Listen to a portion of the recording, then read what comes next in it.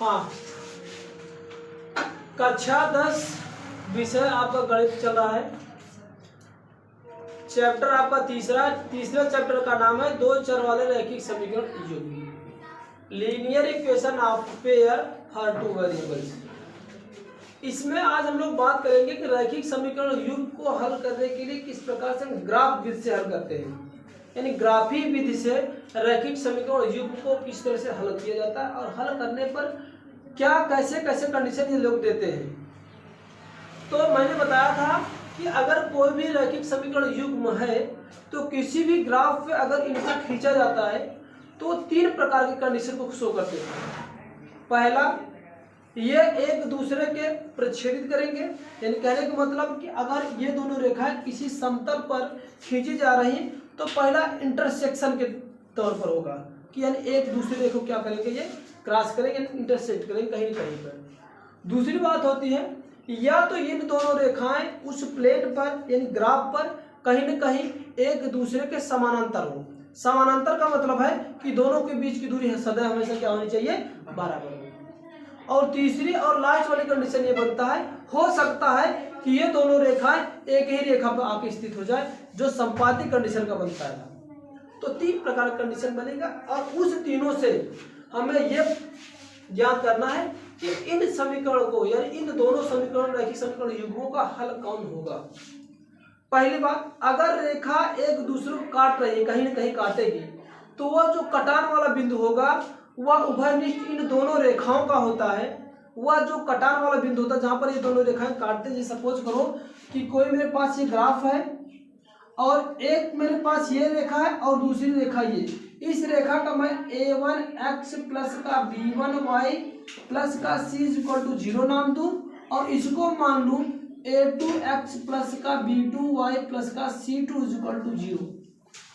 अगर ये दोनों इस प्रकार से हैं और यह दोनों रेखाएं एक दूसरे के सपोज करो इस बिंदु पर काट रहे हैं और इस बिंदु का काटने के उपरांत x अक्ष से दूरी और y अक्ष से दूरी मानते हैं a व b है, सॉरी a व b तो यहाँ यूज किया है, p और q मान लेते हैं, p कामा q है, यानी इस बिंदु का निर्देशांक p और q है। यानी जहां पर काट रहे हैं इसको स्केल से मेजर करो, यहाँ से क्या दूरी है x अक्ष पे और यहाँ से इसको मेजर करो y पे, जो y की दूरी है p1। जिस बिंदु पे काटते हैं इसको इन दोनों रेखाओं का उभयनिष्ठ बिंदु बोलते हैं या कोऑर्डिनेट बोलते हैं। यही तो जो बिंदु होगा इन दोनों रेखाओं को सेटिस्फाई करेगा। सेटिस्फाई करने का मतलब है कि ये जो पॉइंट होगा इसको सेटिस्फाई करेगा, साथ साथ इसको भी सेटिस्फाई करेगा, यानी इन दोनों यानी x और y की वैल्यू इन दोनों समीकरणों में रखने पर हमेशा एक हल देगा। हल देने का कंडीशन ये होता है कि इन दोनों की वैल्यू रखोगे तो हमेशा वैल्यू क्या देगा, 0 देगा। तो ये जो पॉइंट होगा P और Q इन दोनों रेखाओं का एक हल कहलाता है। जितने बिंदु पर काटेगा उतना इसका क्या होगा, हल। अगर ये दोनों रेखाएं कहीं पर भी अगर इंटरसेक्ट नहीं कर रही हैं तो इनको कहने का मतलब जब कट नहीं कर रही हैं इस प्रकार से कोई कॉमन पॉइंट हमें मिलेगा नहीं, तो उस कंडीशन में हम कहते हैं कि इन दोनों रेखाओं का कोई हल नहीं है। जब कहीं पर अगर दोनों रेखा एक दूसरे को नहीं काटेगी तो उसका हल नहीं मिलेगा। और तीसरी कंडीशन जो हल ना मिलने का कंडीशन है, वह दोनों रेखाएं मानो कि कोई मेरे पास एक रेखा ये है और कोई दूसरी रेखा ये है, एक्सिस पे इस तरह से है, और इस कंडीशन में इनका कोई भी इन दोनों रेखाओं का वही a1x प्लस का b1y प्लस का c1=0 और ये है a2x प्लस का b2y प्लस का c2=0। इस प्रकार से अगर ये दोनों रेखा अगर ऐसे कंडीशन को शो कर रही हैं, तो ये मान के चलो कि ये दोनों रेखाएं एक दूसरे को कहीं काट नहीं रही है। जब नहीं काटेंगी तो सीधी सी बात है इन दोनों रेखाओं का एक भी हल नहीं होगा, हल नहीं मिलेगा। और तीसरी कंडीशन ये बनता है ग्राफ विधि से हल करने के लिए, जहां पर काटेगा ग्राफ पे मेजर कर लेना, जो पॉइंट होगा उन दोनों बिंदुओं का हल कहलाता है। अगर नहीं काटेगा तो नहीं होगा। तीसरी कंडीशन बनता है अगर ये दोनों रेखाएं एक दूसरे का संपाती। संपाती का मतलब होता क्या है कि वो दोनों रेखा एक ही पे आ जाएगी। जब एक ही पे आ जाएगी तो जहां जहां पर रेखा को बढ़ाते जाओ एक दूसरे को हर जगह हर बिंदु पर क्या करते रहेंगे, काटती रहेंगी। क्या करती रहेंगी, काटती रहेंगी। सपोज करो कि मेरे पास ये एक रेखा है, ये रेखा की इक्वेशन है a1x प्लस का b1y प्लस का c1 इक्वल टू 0, और मैं मान लेता हूं कि दूसरी रेखा भी इसी पर है, दूसरी भी रेखा इसी पर, और इसका इक्वेशन है ये मैं मान लेता हूं a2x प्लस का b2y प्लस का c2 इक्वल टू 0। ये कुछ है नहीं, ये स्टैंडर्ड फॉर्म है, ये आपका टू वेरिएबल इक्वेशन का स्टैंडर्ड फॉर्म है कि ax प्लस का by प्लस का c इक्वल टू 0 होता है। तो यहाँ पर दो इक्वेशन को शो करने के लिए a1 a2 मान लिया हुआ, ठीक ना। तो ये दो इक्वेशन है, अगर ऐसे हैं तो ये दोनों इस रेखा को यहाँ पर काट रहा, हर जगह पर देख लो हर एक पॉइंट पे काट रहा है। जितना रेखा बढ़ाते जाओगे तो वो दोनों रेखा एक दूसरे को हर एक बिंदु को आसपास करती रहेंगी, टच करती रहेंगी, काटती रहेंगी। तो इस कंडीशन में इसका जो कॉमन पॉइंट बनेगा, जिस तरह से इसका एक बना था उस तरह से इसको कितने बनेंगे, अनंतों बनेंगे। तो इस टाइप वाले यानी संपाती, ये प्रच्छेदित था, प्रच्छेदित था, और ये समांतर था, और ये क्या है, संपाती है। तीन कंडीशन होती इसमें केवल और केवल एक उभयनिष्ठ पॉइंट मिलेगा, यानी एक हल मिलेंगे, केवल और केवल एक उभयनिष्ठ हल मिलेगा, कहीं एक दरी काटेगा। इसमें एक भी हल नहीं मिलेगा, एक भी हल नहीं मिलेगा। क्यों? क्योंकि ये दोनों रेखा एक दूसरे को बिंदु पर नहीं काट रही है, न काटेंगे ही, क्योंकि समझ। तो इसमें एक दूसरी रेखा एक दूसरे का हर एक पॉइंट पर इंटरसेक्ट कर रहा है, प्रच्छेद कर रहा है। तो इसमें इस दोनों रेखाओं के लिए जो हल होगा वह अनंत होगा, अपरिमित होगा, चाहे जो भी कह लो। कि इसमें क्या होगा, जो हल होगी वह हल की संख्या बहुत सारी होगी, ठीक है ना। तो तीन कंडीशन है, इन्हीं तीनों कंडीशन को ये ग्राफ विधि से यही बताया गया कि रैखिक समीकरण को ग्राफ विधि से हल करना, किस तरह से हल किया जाता है। ग्राफ बनाना है, ग्राफ बनाने के बाद अगर रेखा कहीं पर एक दूसरे को इंटरसेक्ट करती है, उस इंटरसेक्ट पॉइंट का कोऑर्डिनेट निकालो। वह जो कोऑर्डिनेट होगा, एक तो पहला x होता है यानी भुज, दूसरा होगा कोण। जो भुज होता है x की वैल्यू होती है, जो कोण होती है y की वैल्यू होती है। तो ये इसका यहाँ से जो p और q की वैल्यू आ जाएगा, x और y की वैल्यू आएगी, और वही x और y की वैल्यू क्या होगा, x और y की वैल्यू होगी, जो कि इस समीकरण की क्या होगा, हल कहे जाते हैं। यहां तक तो बात समझ में आई। अब आगे चलते हैं कुछ और स्टैंडर्ड फॉर्म में, कि संपाती हुआ, प्रच्छेदित हुआ, तो केवल और केवल यहां पर मिलेगा कि एक, केवल और केवल एक हल होगा। बात तो हमारी समझ में आ रही ना। का एक दरी काटे से एक हल, एक तो दरी ना काट, एक भी हल नहीं, एक भी हल नहीं, ठीक ना। अब इसके में हर जगह पे काटे तो नूरे खाए तो क्या होंगे, अनंत या अपरिमित हल होंगे। बात समझ में आया।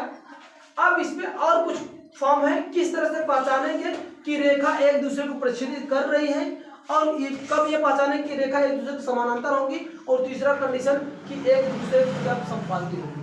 संपाती के साथ साथ संगत और असंगत भी पहचानना है। तो हम इसको इरेज करते हैं, आगे टॉपिक पे चलते हैं। हाँ, इसका जो पहला कंडीशन बनेगा, अगर दो चर वाले रैखिक युग्म एक दूसरे को प्रच्छेदित करते हैं तो उस स्थिति में इनके जो है कि हर अद्वितीय मिलेंगे। क्या मिले भैया, अद्वितीय।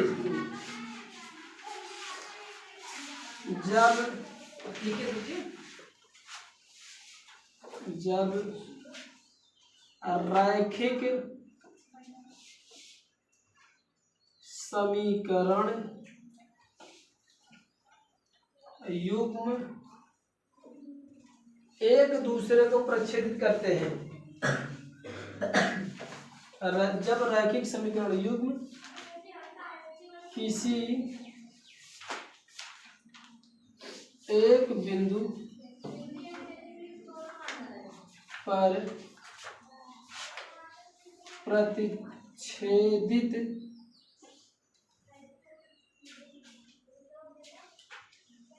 करते हैं तो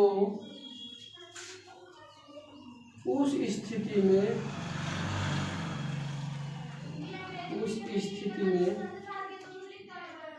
समीकरण के केवल और केवल एक हल मिलेंगे, ये अद्वितीय हल होते हैं। उस स्थिति में समीकरण युग्म का अद्वितीय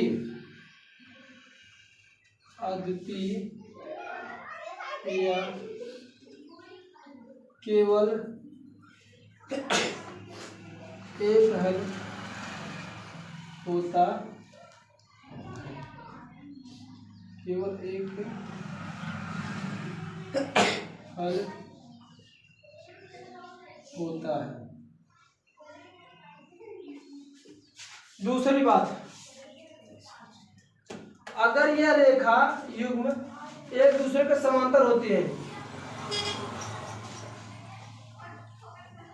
यदि ये रेखाएं एक दूसरे के समांतर होती हैं तो उस स्थिति में इस स्थिति में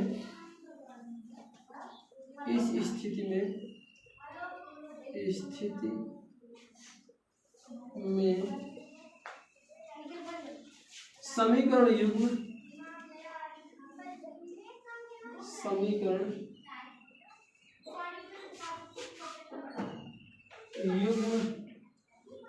का एक भी हल नहीं होगा। ठीक, जब समांतर कंडीशन होता है और जब कोई हल नहीं होता है, एक भी हल नहीं होता या कोई हल नहीं होता, तब इसको बोलते हैं ये असंगत है ना।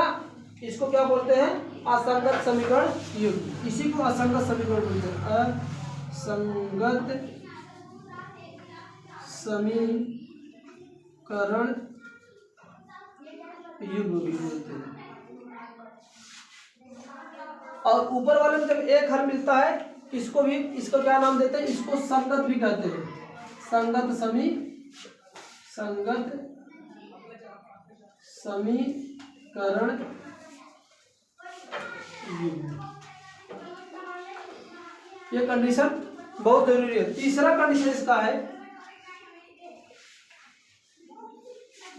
यदि ये रेखाएं एक दूसरे के समपाती हो, यदि ये रेखाएं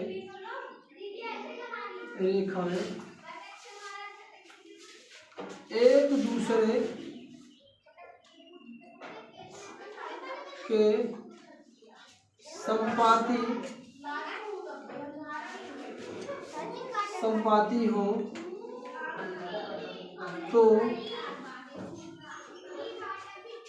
तो इन स्थिति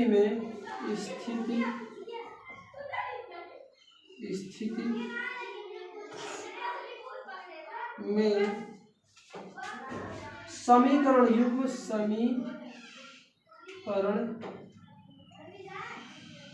युग्म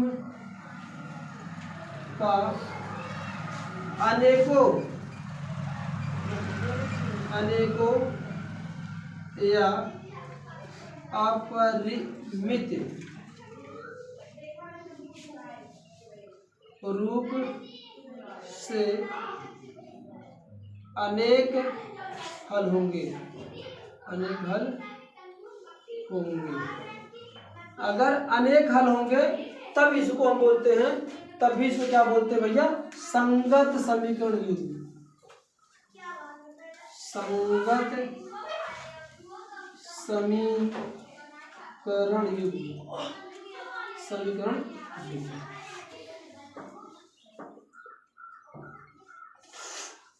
ये चीजें, ये तीन फैक्ट होता है। अगर जब रैखिक समीकरण युग्म किसी एक बिंदु पर छेद करते हैं तो उस कंडीशन में, उस स्थिति में समीकरण युग्मों का केवल अद्वितीय हल मिलेगा या केवल और केवल एक हल मिलता है। कहने का मतलब जब रेखा एक दूसरे कहीं कहीं काटेगी तो सीधी सी बात है उस समय वो दोनों दो समीकरण युग्म होंगे, एक दूसरे क्या कहलाते हैं, संगत समीकरण भी कहलाते हैं। अगर एक दूसरे कहीं नहीं काटेगा तो असंगत समीकरण बनाएगा। तो आपका प्रच्छेदन में, यानी कि प्रच्छेदन बिंदु वाले में और संपाती कंडीशन में, दोनों में ये कंडीशन बनाते हैं कि संगत समीकरण युग्म हो। कहने का मतलब कुछ न कुछ उसके हल पॉइंट मिलेंगे। तो ये 3 थे। अगला हम पहचानना बताएं किस तरह से आप पहचान पाओगे समीकरण को देख करके, कंपेयर करके कि समांतर है कि आपका जो है प्रच्छेदित है कि संपाती है। ठीक है ना, इसको जल्दी से नोट कर लीजिए, आगे बताते हैं।